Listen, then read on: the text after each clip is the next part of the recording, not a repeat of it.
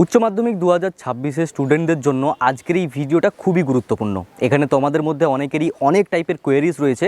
প্রতিটি কোয়েরিকে A to Z আমরা আলোচনা করব। এই ভিডিওটিকে দেখার পর আর আশা করি অন্য কোনো ভিডিও তোমাদের দেখতে হবে না, এতটুকু প্রমিস আমি তোমাদেরকে করতে পারি। এই ভিডিওতে কী আলোচনা হবে? এই ভিডিওতে আলোচ্য বিষয়ের মধ্যে থাকছে তুমি যদি কোনো একটি বিষয়ে ফেল করে যাও উচ্চ মাধ্যমিকে, তাহলে তোমার সাথে কি হতে পারে। এছাড়াও তুমি যদি দুটো বা তার বেশি সাবজেক্টে ফেল করো তাহলে কি হবে। এই পাশাপাশি আমরা আলোচনা করব তোমাদের উচ্চ মাধ্যমিকের খাতা দেখার প্রসেসটা ঠিক কী টাইপের হতে চলেছে। অনেকেরই ধারণা এবছরের খাতা দেখার প্রসেস অনেকটাই কঠিন হতে চলেছে। যেমন তোমাদের কোয়েশ্চেনগুলো এসেছে, অনেকের জন্যই এই প্রশ্নগুলো বেশ কঠিন ছিল। কার্যত সমস্ত বিষয়গুলোকে আমরা আলোচনা করব। এছাড়াও আমরা আলোচনা করব আগামী পরীক্ষাগুলোতে তোমরা ঠিক কীভাবে পরীক্ষা দিলে অ্যাটলিস্ট পাসটুকু গ্যারেন্টি করতে পারবে, এইটুকু আমি তোমাদেরকে গ্যারেন্টি দিচ্ছি। সম্পূর্ণ ভিডিওটিকে দেখতে থাকো। এছাড়াও রয়েছে বিশেষ কিছু আপডেট উচ্চ মাধ্যমিক বোর্ডের তরফ থেকে। তো চলো সম্পূর্ণ ভিডিওটিকে দেখতে থাকো। আমার নাম বিক্রম, তোমরা সকলে দেখছো বিক্রম পাল ইউটিউব চ্যানেল। তো চলো ভিডিওটিকে শুরু করা যাক।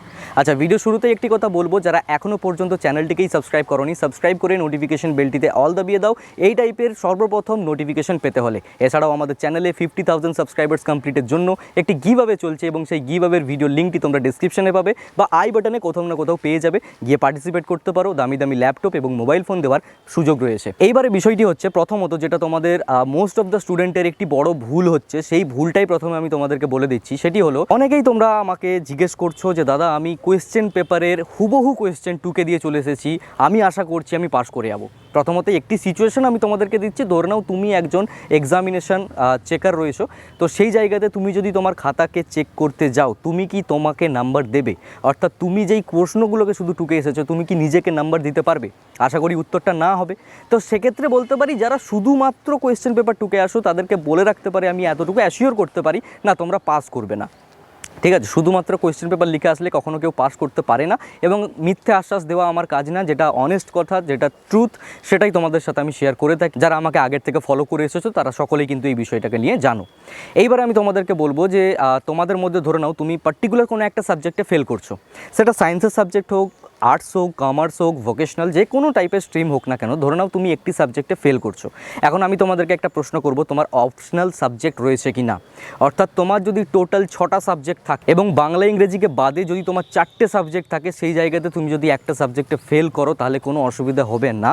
কিন্তু যদি তোমার বাংলা ইংরেজিকে বাদে 3টে মাত্র সাবজেক্ট থাকে, অর্থাৎ অপশনাল সাবজেক্ট না থাকে, সেই জায়গাতে তুমি যদি কোনো একটা সাবজেক্টে ফেল করো তাহলে কিন্তু তুমি ফেল হয়ে যাবে বা সাপ্লি তুমি পেয়ে যাবে, এবং পরবর্তী বছরগুলোতে তোমাকে গিয়ে সেই পরীক্ষাটুকু দিতে হবে।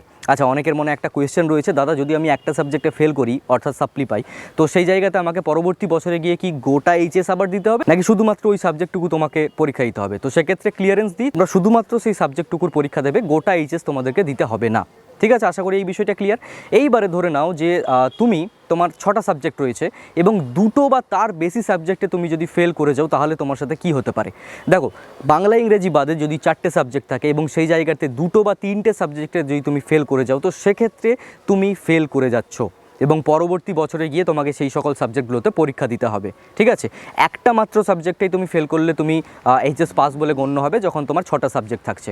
এবারে যারা বাংলা বা ইংরেজির মধ্যে যদি কেউ ফেল করে যাও, তো সেক্ষেত্রে বলে রাখি তোমরা কিন্তু ফেল, কারণ ওই দুটো সাবজেক্টে তোমাকে পাস করতেই হবে, ওটা ম্যান্ডেটরি রয়েছে। ঠিক আছে, এইবারে তোমাদেরকে একটি নতুন আপডেটের সাথে পরিচয় করাতে চলেছি, এবং সেটি হলো, যেহেতু এবছর থেকে তোমাদের 4th সেমিস্টার শুরু হয়েছে, কার্যত তোমাদেরকে কিন্তু এখানে অনেকটাই আমরা বলতে পারি যে টেস্টিং জোনে তোমরা রয়েছো। ইট মিনস দ্যাট এই বছর থেকে কিন্তু দেখা হচ্ছে যে আমরা এইভাবে সেমিস্টার ওয়াইজ এইচএসটাকে সাকসেসফুলি কন্ডাক্ট করতে পারি কি না। ওকে, তো বলতে পারি যে হ্যাঁ, এবছর তোমাদের উপর টেস্ট করা হচ্ছে, সেহেতু তোমাদের এবছর ম্যাক্সিমাম স্টুডেন্টরাই করবে পাস।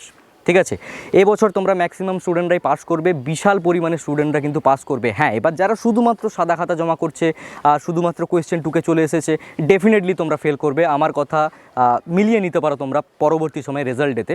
কিন্তু যারা কিছু হলেও লিখে এসেছো, ঠিক আছে, যেই প্রশ্নের উত্তর জানো না সেটাও চেষ্টা করে এসেছো, দেন ডেফিনেটলি তোমরা পাস আউট করবে। কারণ এবছর হাত খোলাভাবে তোমাদেরকে নাম্বার দেওয়া হবে, অন্যান্য বছরের মতো না যে এইভাবে মানে শক্ত করে তোমাদেরকে খাতা চেকিং করা হবে, সেটা কিন্তু কখনোই না। ঠিক আছে? তো সেহেতু তোমাদের ভয়ের কোনো কারণ নেই। যাদের এই অনেকে 2টো পরীক্ষা হয়েছে, 3টে পরীক্ষা হয়েছে, যাদের পরীক্ষা খারাপ হয়েছে চিন্তার করার কোনো কারণ নেই। পরবর্তী এক্সামগুলোকে দাও, ভালো করে দাও, ডেফিনেটলি তোমরা কিন্তু পাস আউট করতে চলেছো। ঠিক আছে? এছাড়াও একটা আপডেট তোমাদেরকে বলে রাখি, যদি তুমি বাই চান্স কোনো একটা সাবজেক্টে সাপ্লি পাও, 2টো সাবজেক্টে সাপ্লি পাও, তো সেহেতু পরের বছরও গিয়েও যদি তুমি ফেল করো, কথার কথা বলছি, যেটা সাধারণত হয় না, যদি ফেল করো দেন তোমার কাছে টোটাল 7টা বছর থাকছে পরীক্ষাগুলোকে বারবার দেওয়ার জন্য। এবার যদি কেউ বলে যে আমি ওই 7টা বছরেও পাস করতে পারিনি, দেন আমি বলতে দুঃখিত, কিন্তু গোল্ডেন ইঞ্জিনিয়ারিং ছাড়া কোনো উপায় নেই, সোনার কাজ ছাড়া কোনো উপায় নেই। এখন তো সেই লাইনেও খুব ব্যস্ততা। যাই হোক, জোক অ্যাপার্ট, আশা করি তোমরা সকলেই সম্পূর্ণ ভিডিওটিকে দেখেছো, বুঝতে পেরেছো আমি যেগুলো বলার চেষ্টা করেছি।